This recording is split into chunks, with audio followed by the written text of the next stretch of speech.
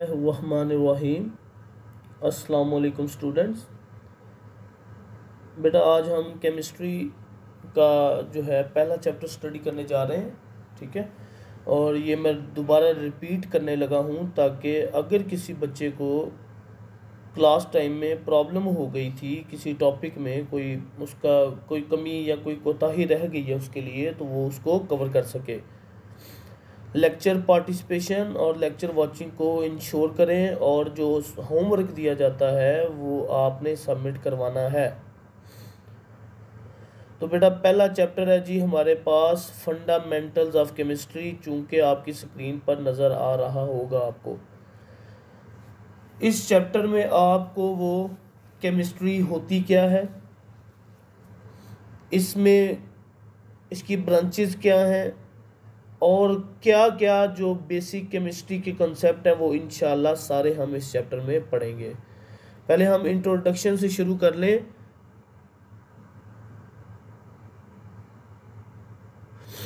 The knowledge that provides understanding of this world and how it works is science.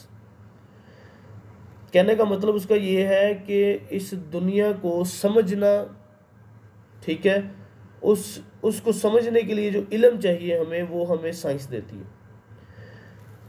Science एक बेटा ऐसी field है जिसके अंदर आपको मुख्तलिफ किस्म की इंफॉर्मेशंस मिलती हैं रिगार्डिंग फिजिकल, रिगार्डिंग केमिकल और रिगार्डिंग बायोलॉजिकल ऑर्गेनिजम्स। उन सब में देखते हम क्या है, ये चीज़ क्या है, कैसे बनी है, ठीक है। तो इस सब को हम कह सकते हैं कि इसका अगर हमारे पास नॉलेज हो तो ये हमारी रोज़मर्रा ज़िंदगी में हेल्पफुल होता है। The branch of science which deals with the composition, structure, properties and reactions of matter is called chemistry. अब उसने केमिस्ट्री की डेफिनेशन यहाँ पर कर दी है। वो कहता है कि ये ऐसी ब्रांच है साइंस की जिसके अंदर आप किसी भी चीज़ की कंपोजिशन, उसका बनना कैसे बनती है, उसी की तरह उसकी स्ट्रक्चर, कि अगर वो बन गई है तो अब उसकी स्ट्रक्चर कैसी है, उसके बाद उसकी दो किस्म की प्रॉपर्टीज़, यहाँ पर सिर्फ लफ्ज़ प्रॉपर्टीज़ इस्तेमाल किया गया है, मैं यहाँ पर फिज़िकल और केमिकल प्रॉपर्टीज़ की बात कर रहा हूँ। इसी तरह रिएक्शंस ऑफ मैटर, ये इस वर्ल्ड और या केमिकल्स के जितने रिएक्शंस होते हैं या मैटर के आपस में जो रिएक्शन होते हैं, इन सब की स्टडी को हम कहते हैं केमिस्ट्री। आगे उसने एक और छोटी सी लाइन लिखी है जो इस पूरे पैराग्राफ का मजमूआ है। It deals with every aspect of life. तो केमिस्ट्री जो है हमारी ज़िंदगी में हर एस्पेक्ट के साथ रहती है, हर एस्पेक्ट को कवर करती है। अगर हम लिविंग ऑर्गेनिज्म की बात करें तब भी, अगर हम केमिकली वैसे इनऑर्गेनिक केमिस्ट्री की बात करें तब भी। अब केमिस्ट्री को डेवलप जब केमिस्ट्री पढ़ते हैं हम, तो हमें पता होना चाहिए केमिस्ट्री हमें बहुत सारे कंपोनेंट्स, बहुत सारे कंपाउंड्स, बहुत सारी ऐसी चीज़ें जो डेली लाइफ में हम इस्तेमाल कर सकते हैं बनाने में मदद करती है। ये काफ़ी सारों के नाम लिखे हुए हैं, मतलब हम ड्रग्स बना रहे हैं केमिकल्स को इस्तेमाल करते हुए, ठीक है।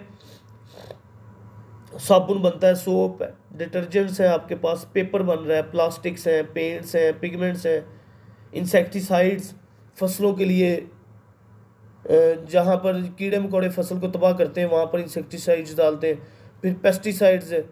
ये सारी क्या है, ये काविश है केमिस्ट लोगों की कि उन्होंने मुख्तलिफ़ किस्म के केमिकल्स बनाकर आप लोगों के लिए ये वाली प्रोडक्ट्स लाए ताकि आप इनसे फ़ायदा उठा सकें।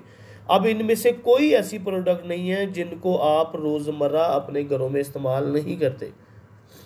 पेंट अक्सर इस्तेमाल होता है, पेपर आप डेली बेस पे पेपर इस्तेमाल करते हैं, सोप, डिटर्जेंट डेली बेस पर, ठीक है। और जो लोग ज़रा बीमार रहते हैं वो डेली बेस पर मेडिसिन भी इस्तेमाल करते हैं। तो ये सारा केमिस्ट्री का फ्रूट है।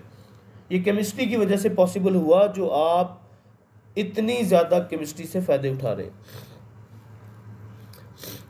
केमिस्ट्री का जो दूसरा that it also provide knowledge and techniques to improve our health and environment। ये जो आपके इर्द गिर्द environment है, इसको भी improve करने के लिए केमिस्ट्री मुख्तलिफ चीज़ें बताती है आपको कि आप कैसे इन एफ्लुएंट्स को कम कर सकें ताकि आपका ये माहौल जो है बिल्कुल क्लीन रहे।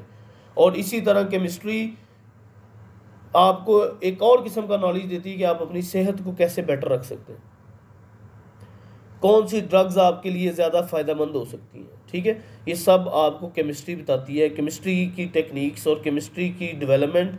ठीक है, ये सब आपको आपकी ज़िंदगी को इम्प्रूव करने के लिए मदद देती है। नेक्स्ट बेटा हमारे पास ब्रांचेज ऑफ केमिस्ट्री।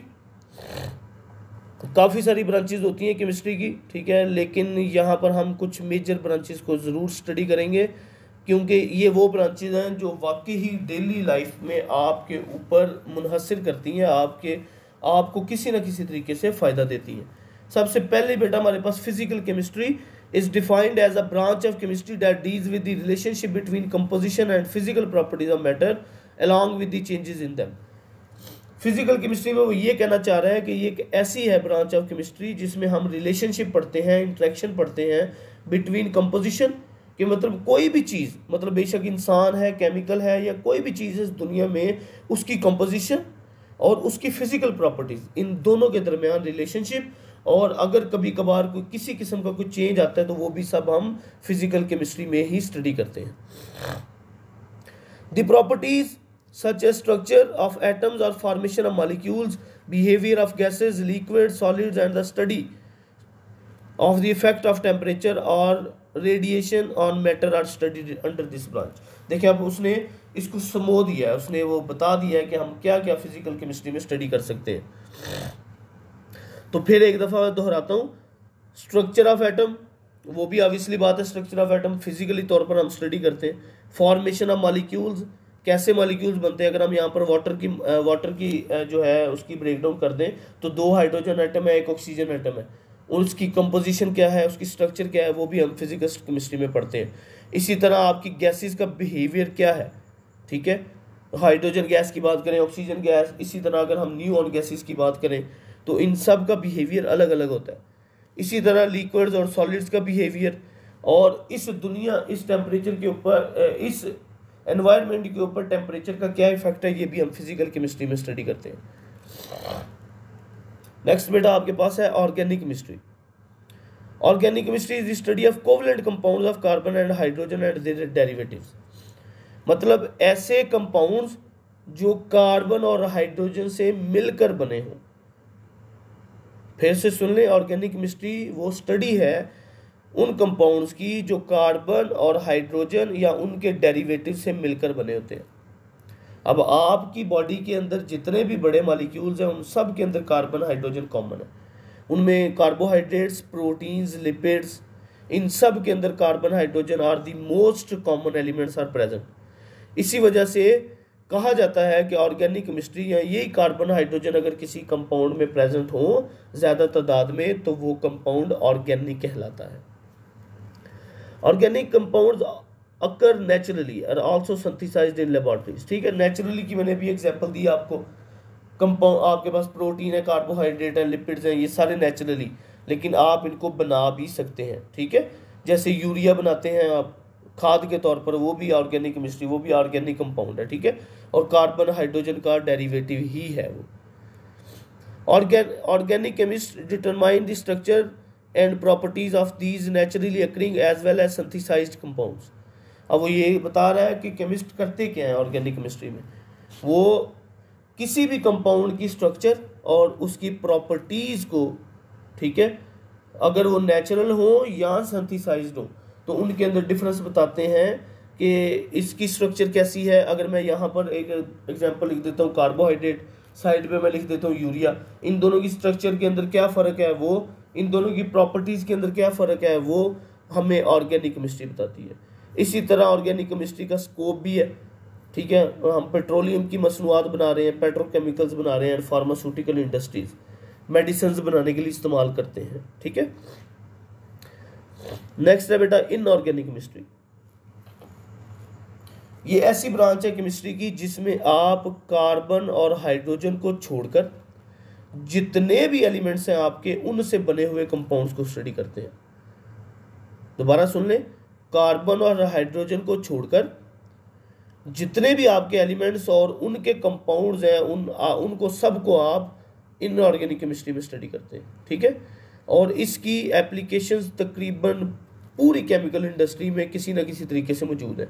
जैसे ग्लास बनाया जा रहा है, सीमेंट बनाते हैं, सिरेमिक्स बनाते हैं, और ये जो आपकी ज़मीन के अंदर दफन हुए मेटल्स हैं, इनकी एक्सट्रैक्शन, इस टेक्निक को मेटलर्जी कहते हैं। लास्ट लफ्ज़ लिखा हुआ है मेटलर्जी, इसका मतलब है extraction of metals from ores.